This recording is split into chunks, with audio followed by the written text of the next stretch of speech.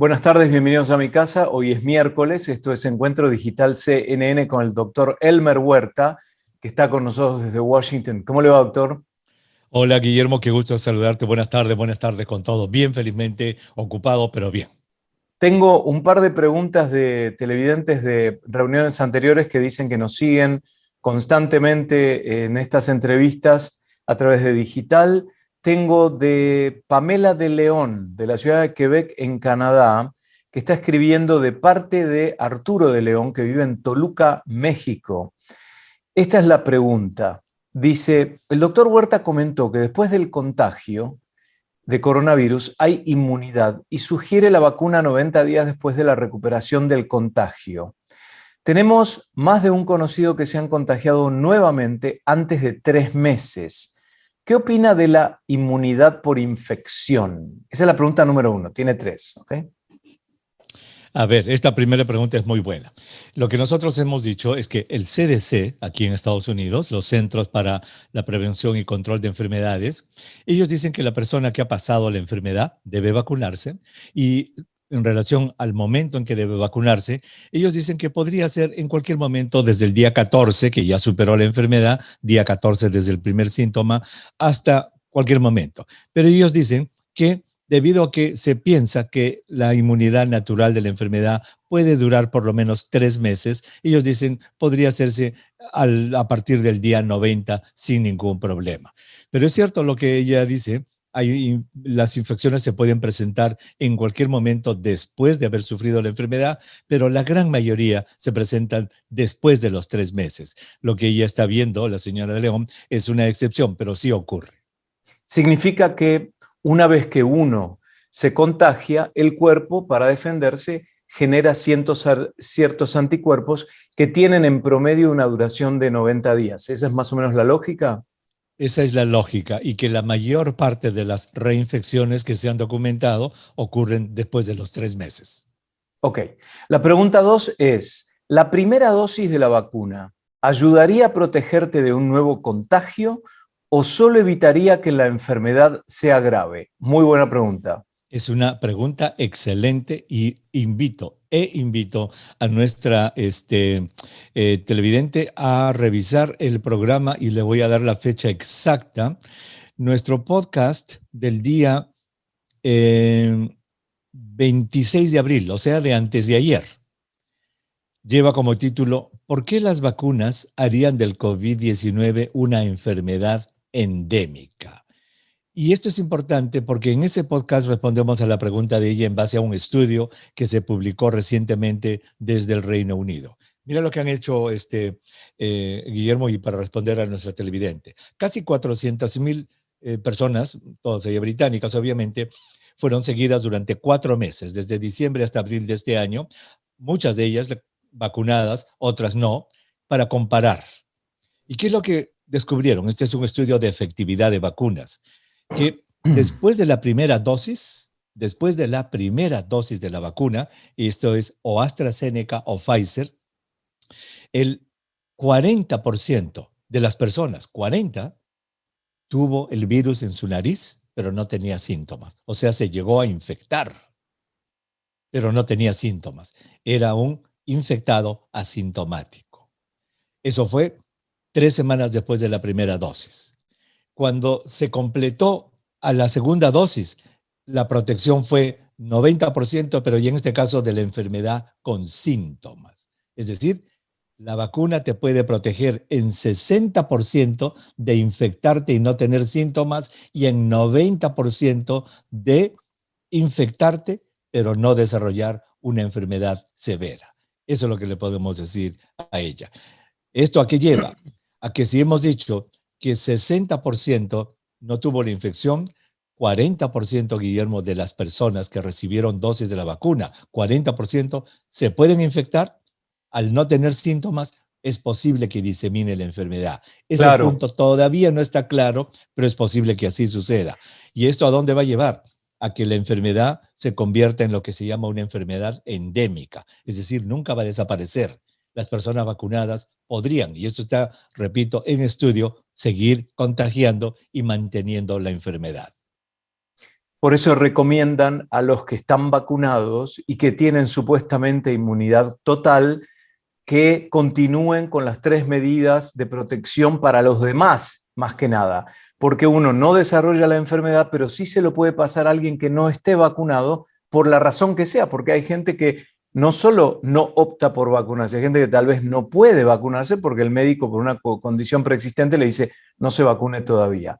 Vamos a decirle a Pamela y a Arturo dónde pueden, doctor, encontrar ese episodio del 26. Del 26, de antes de ayer. El 26 correcto. de abril, ¿dónde lo pueden encontrar? Vayan a CNN en español, a la página. Cuando están en la página de CNN en español, en la parte alta, una de las líneas dice coronavirus. Hacen un clic en coronavirus y ahí les sale toda esta colección de ya casi 275 episodios y busquen ahí por fecha el de antes de ayer, ahí lo van a escuchar. 26 de abril, ahí lo tienen. La otra pregunta es, con la experiencia del recontagio antes de los 3 meses, es decir, esa persona que desarrolló la enfermedad, tuvo síntomas y a pesar de haber generado anticuerpos, 3 meses, antes de que se cumplieran los 3 meses, se vuelve a contagiar. ¿Cuánto tiempo después del contagio recomienda el doctor Huerta, del recontagio, la aplicación de la vacuna?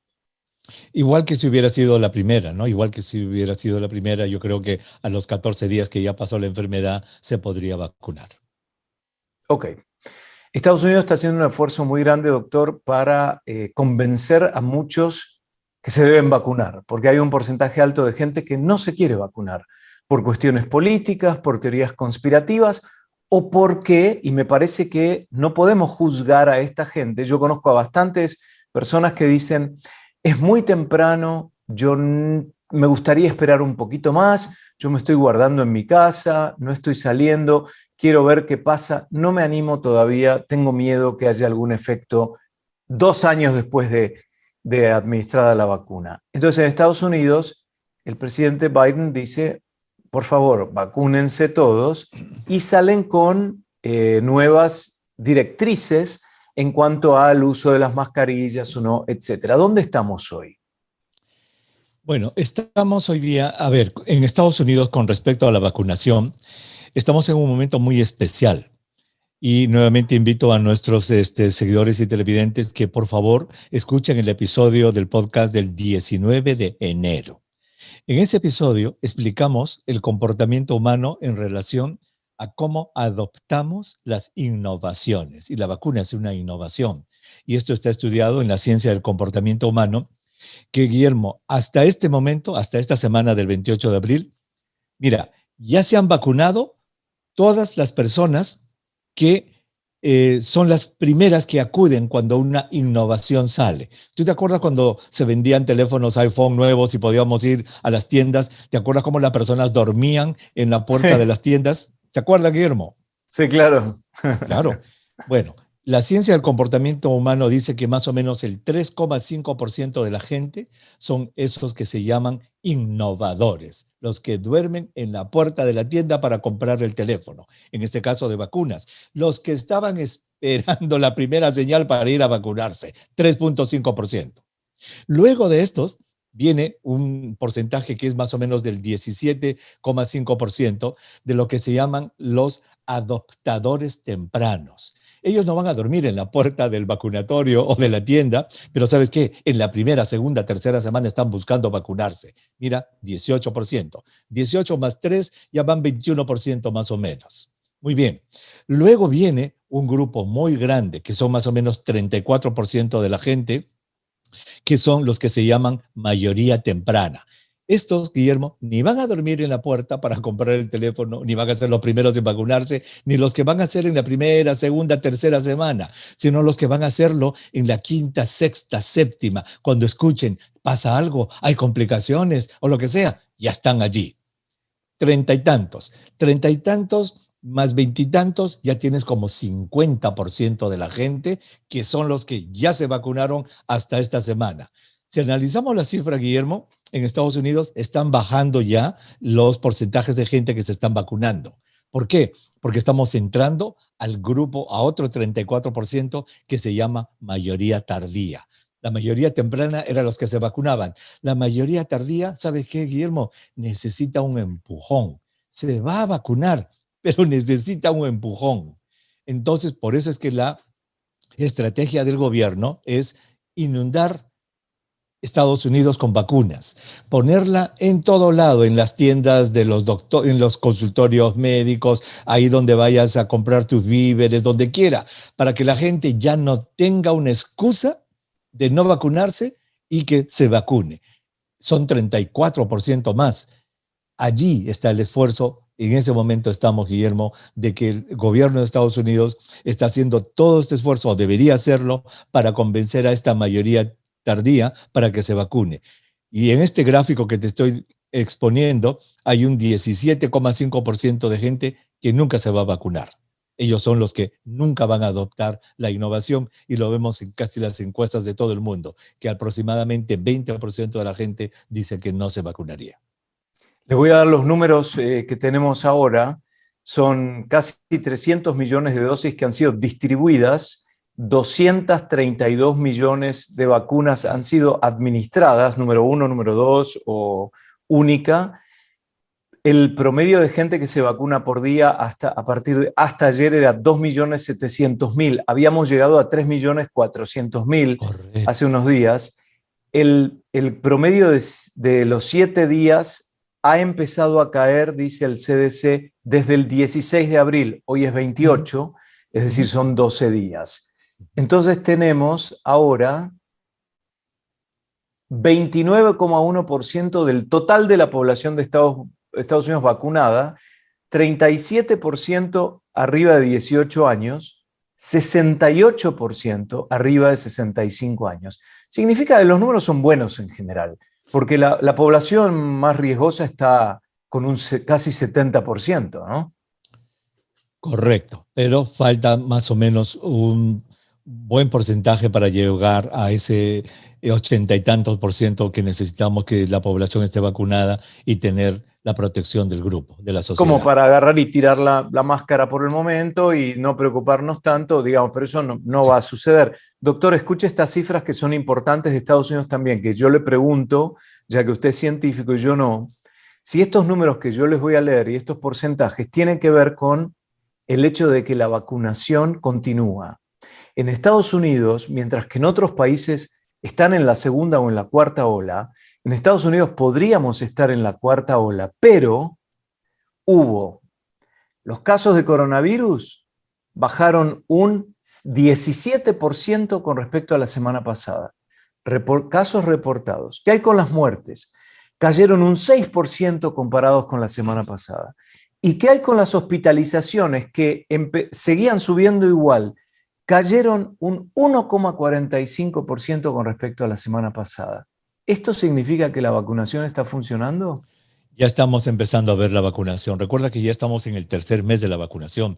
La vacunación con fuerza empezó a mediados de enero, después que el señor Biden tomó. Y yo creo que empezó con mucho más fuerza en febrero, la primera, segunda semana de febrero. Entonces, febrero, marzo, abril, ya son 3 meses de vacunación, y 3 meses son suficientes para crear anticuerpos, y al haber protegido primero a las personas de riesgo, las personas mayores, etcétera, obviamente ya no se produce enfermedad en ellos, y si se produce y de repente los hospitalizan. ¿Te acuerdas que habíamos visto esto la semana pasada, que aumentó un poquito la hospitalización, pero las muertes disminuyeron? ¿Por qué? Porque ya no se mueren. Entonces yo creo que sí, lo que estamos viendo es producto de la vacunación, que es lo que está viendo Israel, lo que está viendo también el Reino Unido.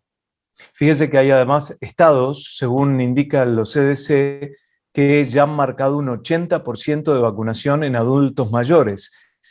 Estos son Vermont, Maine, Rhode Island, South Dakota y Connecticut. Es alto. Es alto, es muy alto, y eso es lo que ojalá que se empiece a conseguir en los demás estados, para que por lo menos la protección llegue a las personas de mayor riesgo. Es bastante alto y es muy bueno. Ok, ¿qué pasa si una persona le dice, como a mí me lo preguntaron, me lo preguntó un conocido, me dijo, en Brasil prohibieron la vacuna rusa y yo me di la vacuna rusa, ¿estoy en riesgo? Y yo le dije, Lo que tenés que fijarte es el número de gente que se ha aplicado la vacuna rusa y que ha generado problemas. Eso te va a marcar la estadística, es muy, pero muy bajo. ¿Qué le respondería a esa persona, doctor?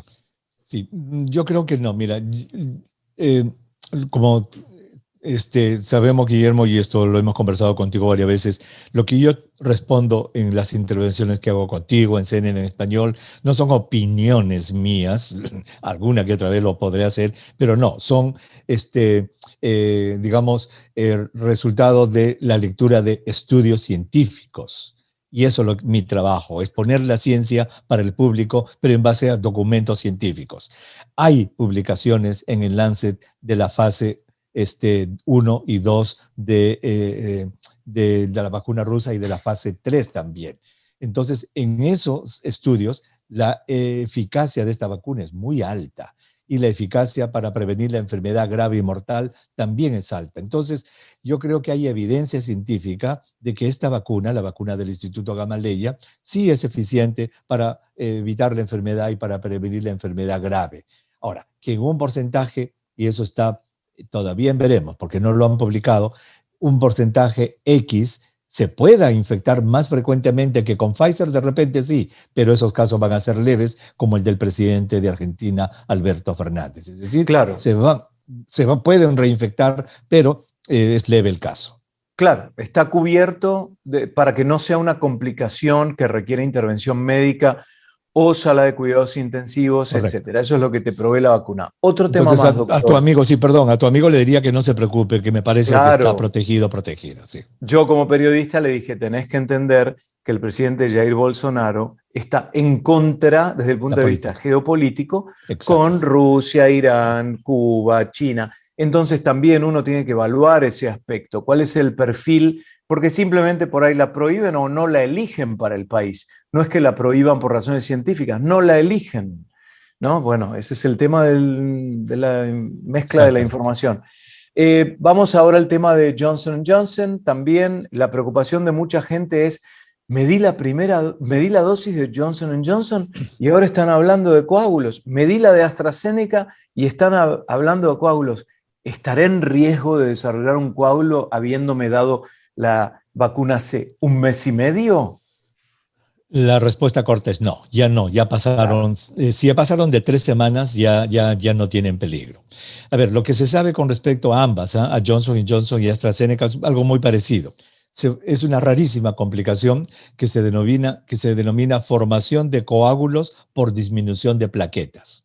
¿Y por qué disminuye las plaquetas? Porque hay una reacción autoinmune.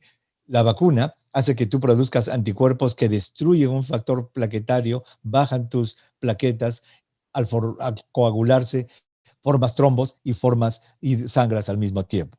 Eso ocurre en más o menos 1 en cada 1.000.000 para Johnson Johnson y en 1 cada 250.000 para AstraZeneca. Y casi todos los casos se han presentado antes de la tercera semana, de 21 días para abajo. Uno que otro día 26, 28, pero la gran mayoría en 3 semanas, la mayoría en mujeres, aunque hay varones también, y mujeres jóvenes. Entonces, si una persona se vacunó hace ya más de 3 semanas, la posibilidad que vaya a presentar esta complicación, de acuerdo a lo que se sabe, no es alta. Y lo otro es que si se ha vacunado antes de las 3 semanas, allí sí tiene que vigilar, podría ser una de esas rarísimas personas que reacciona ante la vacuna, vigilar síntomas intensos, por ejemplo, un dolor de cabeza intenso que nunca en su vida lo haya tenido, dolor de pecho, falta de respiración, dolor en el vientre intenso que nunca lo haya tenido. Obviamente, esas cosas deben hacer que vaya a ver a su doctor. Y bueno, dolor de cabeza Intenso, sí. intenso, Nuevo. que a uno le daría la pauta de que algo raro está pasando. Esto no es algo que yo habitualmente tenga, algo raro, Mm. ¿y qué puedo hacer? Decirle al médico y qué le hacen, un examen para ver si hay ese nivel de plaquetas que usted recién mencionaba. Sí, primero es conversar con el paciente, cómo está, ver, aparte del dolor de cabeza, características del dolor de cabeza, se le pregunta si tiene problemas de motilidad, puede mover los brazos, la pierna, problemas de visión, etcétera, para tratar de establecer si hay un cuadro o no. Y lo segundo, obviamente, es un examen clínico para ver la fuerza, la sensibilidad, tratando de ver si hay problema cerebral, y luego un examen ya de la cabeza, que es el CAT scan o una resonancia magnética para demostrar si hay algo adentro.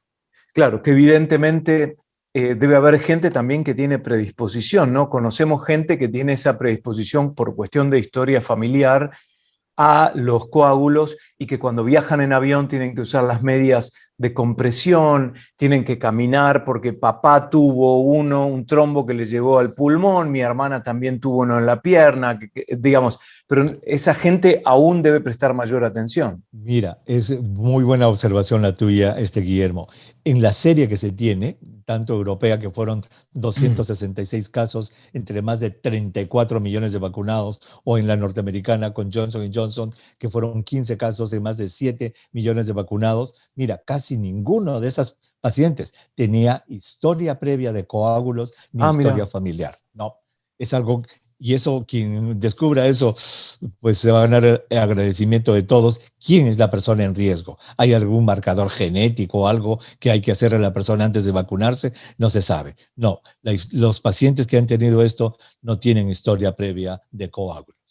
Y sabe, doctor, que yo, a pesar de no tener historia familiar, es algo que mi papá, por una cuestión de estrés, tuvo una trombosis cerebral a los 50 y pico de años.